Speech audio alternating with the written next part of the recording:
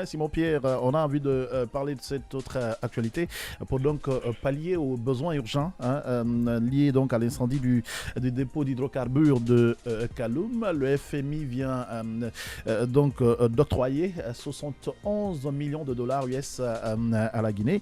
C'est un montant qui va donc servir, qui sera versé et aux ménages, mais aussi va servir à la décontamination du site dont il y a eu l'incendie, mais aussi à la construction des bâtiments à côté aussi, et même à la construction d'un autre dépôt de carburant. Justement, donc, bonne nouvelle. Une très bonne nouvelle en tout cas. Parce qu'on en parlait hier. Justement, hier, on l'a abordé de long en large sur le fait que le montant ou les montants qui étaient présentés aux sinistrés étaient dérisoires.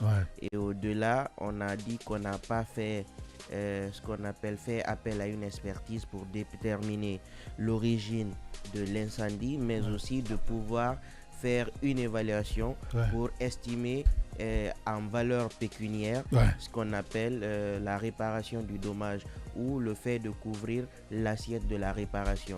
Donc à ce niveau, il y avait pas mal d'inquiétudes parce qu'on s'est dit la société qui gérait le dépôt et ses assureurs n'ont pas jusqu'à présent donné suite à cette procédure, alors qu'on s'assure pour effectivement pallier à ces faits aléatoires qui pourraient survenir pour que l'un dans l'autre, chacun puisse jouer sa partition.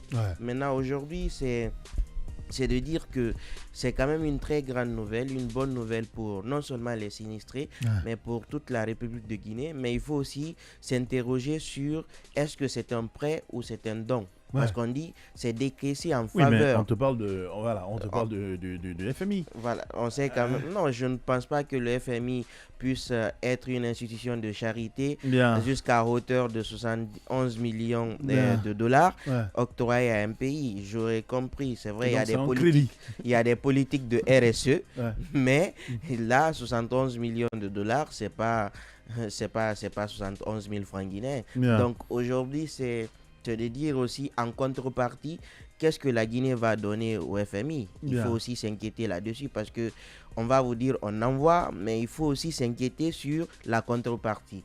Maintenant, pour l'instant, au regard de la situation, si c'est un don, j'ai dit Dieu merci. Mais si c'est... On t'a pas dit que c'était un don. Non, c'est un prêt. Si tu comprends pas le truc de quoi. J'ai dit... Non, Kamal, je sais ce que j'ai dit. Je pose des interrogations. J'ai dit, si c'est un don, Dieu merci. D'accord. Mais on dit en faveur, décaissement en faveur de la Guinée. Et puis après, moi, je m'interroge aussi sur la contrepartie. Maintenant, au regard de la situation, c'est qu'on va tenir compte, on va revaloriser alors les primes qu'on devait redonner aux sinistrés parce qu'on a dit 1 million comme frais de dédommager pour les locataires. C'est quand même comme jeter 500 francs à un enfant qui demande donc 1 million aux locataires, 2 millions aux concessionnaires et puis 2 millions 500 à verser 7 fois en 2 ans. Voilà, non, mais quelqu'un m'a. Bon, c'est vrai que je ne comprenais pas assez, mais on m'a parlé d'autre chose. On m'a dit que c'est plutôt 2 millions 500 qui vont être avancés de 7 mois. Non. Donc on va payer les 7 premiers mois. 2 500 000 les 7 premiers mois. Au cours de 24 mois, on va payer 2 500 000 7 fois dans les 24 mois. Je m'explique. Non, ça je comprends pas. Je m'explique très calmement. Je comprends pas. C'est comme si Kamal... Je comprenais pas justement. J'ai demandé, on m'a dit non, c'est 7 mois. Genre comme si tu venais prendre une location, on dit 7 mois d'avance. Voilà. Donc, on m'a appris que c'était 7 mois, 2 500 000 avancés pour 7 mois, quoi. Alors, dans l'article que moi j'ai lu, on m'a dit 1 million d'abord pour les locataires, 2 millions pour les concessionnaires pour frais de déménager. Ensuite, on a dit 2 500 000 alloués à ces personnes-là qui sera payé 7 fois pendant 24 mois. C'est-à-dire on ne va pas payer ça. C'est comme pour dire pendant 2 ans. Pendant 24 mois, c'est ce que je comprends pas. Pendant 2 ans, c'est ce que j'explique. C'est tellement simple. Pendant 2 ans, on va te payer 2 500 000, mais 7 fois seulement pendant ces 2 ans. C'est comme pour dire Kamal, je dois te payer, c'est-à-dire au cours, c'est-à-dire l'échéance normale, c'est 1 année. Mais dans les une année là, je dois te payer 7 fois seulement un montant de 2,5 millions. Non, je ne pense pas que... C'est ce qui a été dit. Non, c'est ce qui a été écrit, c'est ce que tu as lu. C'est ce que j'ai lu. Voilà, donc avançons. Moi, je comprends autrement. Avançons, on va chercher ça et puis on viendra donner les informations. Je me dis que le montant octroyé à la Guinée est quand même très considérable. Ça va sûrement permettre 71 millions de dollars de couvrir quand même. l'assiette de la réparation. Parce qu'on le disait, il fallait préalablement qu'une convention générale de prise en charge soit établie entre l'État et les sinistrés.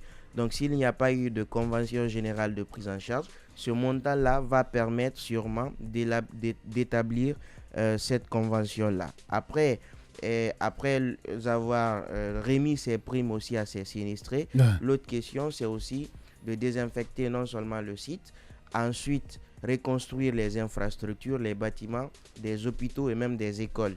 Donc ça également, la zone doit revenir à l'état initial ou proche de l'état initial. Et l'autre chose, c'est la construction aussi des nouveaux dépôts d'hydrocarbures. Donc là aussi, à ce niveau, il va falloir délocaliser sûrement, trouver une autre zone, parce qu'on a dit qu'il faut éviter de créer ces dépôts-là dans des endroits où il y a de fortes masses, où c'est concentré, les gens habitent autour. Il faut vraiment trouver un espace assez éloigné des centres urbains pour permettre justement de pallier à tout ça. En effet. Donc la Guinée, dans sa projection, pourra sûrement remédier à tous ces problèmes-là et permettre à ces sinistrés-là qui ont souffert déjà depuis 4 mois de pouvoir retrouver des concessions, de pouvoir dormir la tête tranquille, de se remettre de ce qui s'est passé, de cet incendie, parce que là aussi il faut dire que ça traumatise beaucoup de personnes.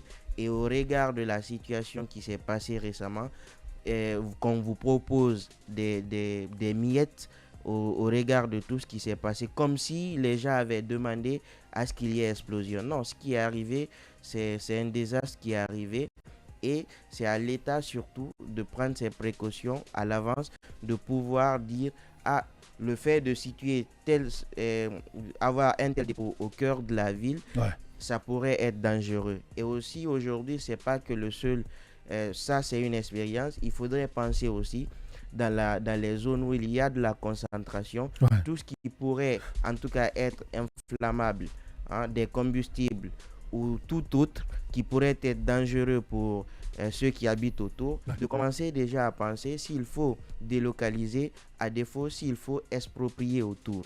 Donc globalement, ça, on rappelle premièrement la responsabilité de l'État. Deuxièmement, maintenant, ce fonds-là va permettre à l'État de pouvoir régler définitivement le problème s'il y a une volonté, parce qu'on demandait de l'argent. Cette fois, on a de l'argent. Il faut juste maintenant agir pour permettre aux uns aux autres de pouvoir mieux se relever de ce désastre. Voilà, c'est dit tout simplement.